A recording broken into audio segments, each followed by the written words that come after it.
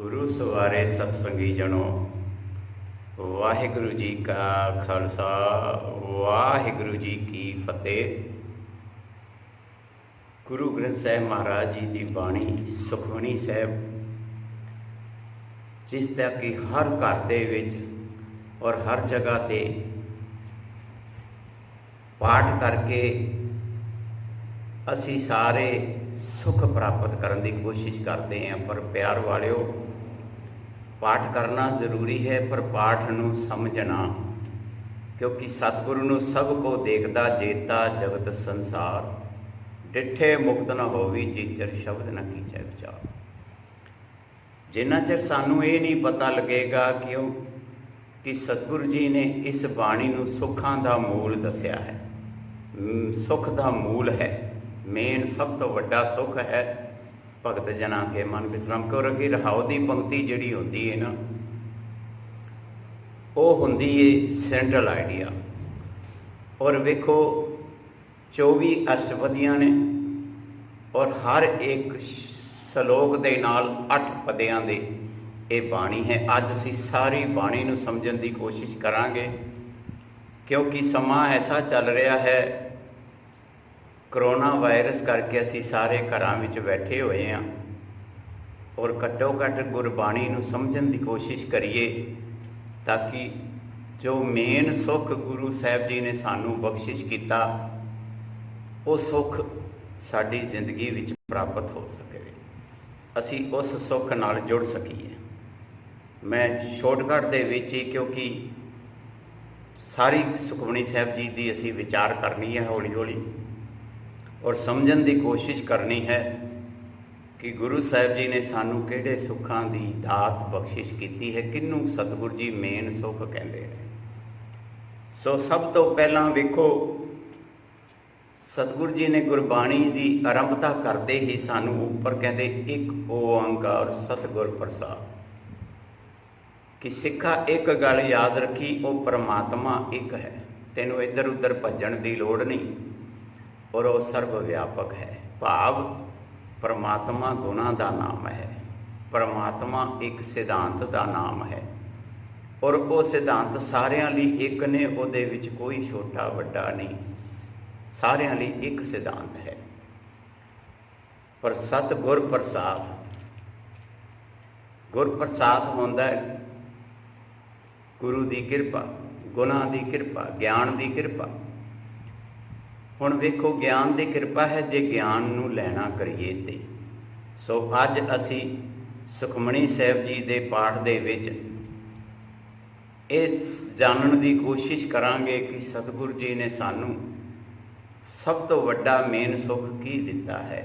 क्योंकि हुण साडे कोल समा है, मैं कोशिश करांगा सतगुरु जी की अपार मेहर बख्शिश नाल जुड़न की, जितनी कुछ समझ सतगुरु जी ने बख्शिश की है, आप जी नाल उन्हां गुणां की सांझ पाई जावे। सो सतगुरु जी सानू सब तो पहला वेखो रहाओ की पंक्ति नूं समझ लीए, क्योंकि रहाओ एक है और रहाओ दे विच सतगुरु जी कहते सुखमणि सुख अमृत प्रभ नाम, भगत जना कै मन विसराम। रहाओ एक भगत होंदा जिहड़ा उस परमात्मा नाल प्यार पा लैंदा, भाव परमात्मा के सिद्धांत विच जीवन जिउंदा।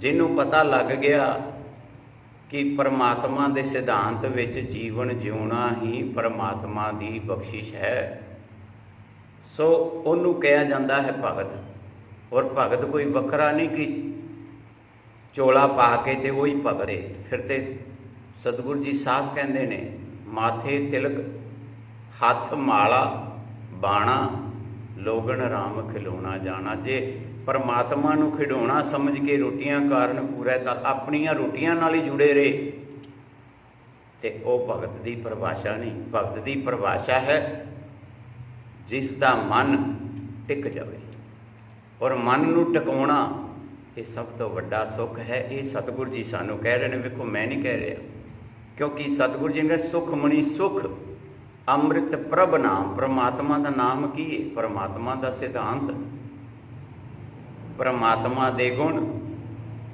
परमात्मा ने वेखो हर मनुख नूं एक सिद्धांत बख्शिया है, मनुखता का जीवन, जिन्हों सतगुरु जी गुरबाणी विच कहते ने, नरु मरै नर काम न आवै, पशु मरै दस काज सवार।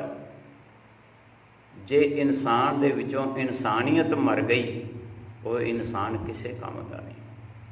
पर जिस इंसान दे विचों गुरमत का ज्ञान लैके पशु पुना खत्म हो गया, रूहानियत जीवन पैदा हो गया, रूहानियत जीवन दे विच जिउण लग गया, वो 10 कारज सवा सकता है, भाव हर कारज कर सकता है, क्योंकि मनुखता का सिद्धांत पता लग गया।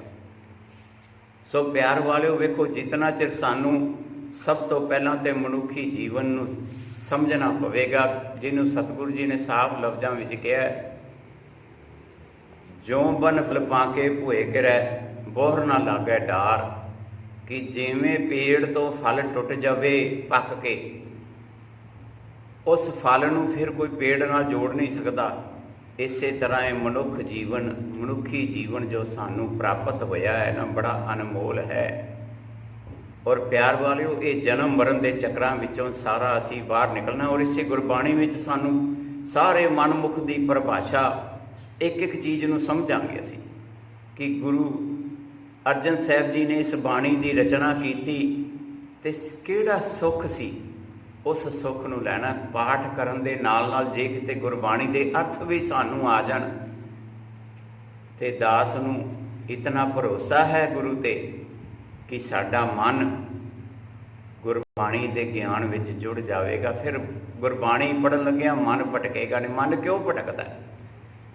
साडा मन इसे करके भटकदा है कि असी गुरबाणी दे अर्थ नहीं समझते, गुरबाणी नूं पढ़न दा साधन बना लिया है। सो प्यार वालिओ, गुरबाणी पढ़न दे नाल नाल गुरबाणी नूं समझना भी है। ये गुरु नानक दा एक स्कूल है, गुरु द्वारा होए सोझी पाईसी। इत्थे आके असी आत्मक जीवन जिउण दा, मनुखी जीवन दा ढंग सीखना है।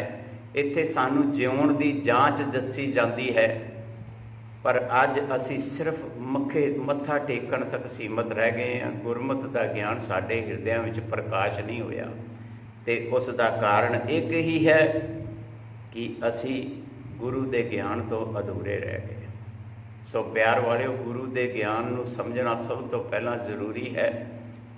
सो गुरु के ज्ञान नूं समझण लई असी सुखमणी साहिब जी के पाठ करते हैं। हुण समा है, आओ रोज़ 10-10 मिनट यूट्यूब विच, और मैं नहीं ये कहांगा कि मेरा चैनल नूं सबसक्राइब करो। जिन्हों लगे कि गुरमत अनुसार विचार हो रही है और वो सुननी चाहे तो इस चैनल नूं सबसक्राइब कर सकता है, क्योंकि जितनी कुछ समझ, जितनी कुछ समत सतगुरु जी ने बख्शिश की है, उस समत के अनुसार विचार करनी है।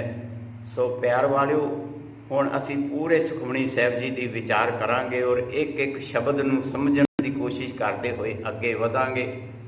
सो 10 मिनट मैं आप जी नाल इसे करके अज विचार की है कि सब तो पहला सानू ये समझना पवेगा कि सुखां दा मूल की है। ते सुखां दा मूल है जे इंसान दा मन गुरमत दे विच चला जाए, गुरमत नूं समझ जाए, गुरु के ज्ञान नूं समझ जाए। जे असी गुरु के ज्ञान तो अधूरे हाँ, तो माफ़ करना, साडे अंदर वो सुख कदी प्रकाश नहीं हो सकता, प्रगट नहीं हो सकता। फिर जितनी मर्जी बाणी पढ़ी जाइए, क्योंकि सतगुरु जी ने साफ लफ्ज़ों में कहा, वेद प्राण सिमरत अर शास्त्र इन पढ़िया मुक्त न होई। मुक्त का भाव है सीधा रस्ता नहीं मिल सकता। सो प्यार वालिओ, जे गुरमत का ज्ञान सानू समझ आ जाए तो असी सीधे रस्ते ते तुर सकते हैं। फिर आनंद वेखियो, फिर साडी खुशी का ऐसा खेड़ा होएगा कि दुनिया की कोई ताकत उस खेड़े नूं खो नहीं सकती। उन्होंने कहा जाएगा आनंद, जिन्हों असी रोज़ सतगुरु को 6 पौड़ियाँ पढ़ के मंगते हैं। आनंद पिया मेरी माए सतगुरु मैं पाया। आनंद उदों ही आना है जदों सदीवी ज्ञान की प्राप्ति होनी है। सो प्यार वालिओ, अज तो शुरुआत की है। सो असी कल तो ਹੁਣ ਸੁਖਮਨੀ ਸਾਹਿਬ ਜੀ ਦੀ ਆਰੰਭਤਾ ਦੀ ਵਿਚਾਰ ਆਪ ਜੀ ਨਾਲ ਸ਼ੁਰੂ ਕਰਾਂਗੇ। ਭੁੱਲਾਂ ਚੁੱਕਾਂ ਦੀ ਖਿਮਾ। ਵਾਹਿਗੁਰੂ ਜੀ ਕਾ ਖਾਲਸਾ, ਵਾਹਿਗੁਰੂ ਜੀ ਕੀ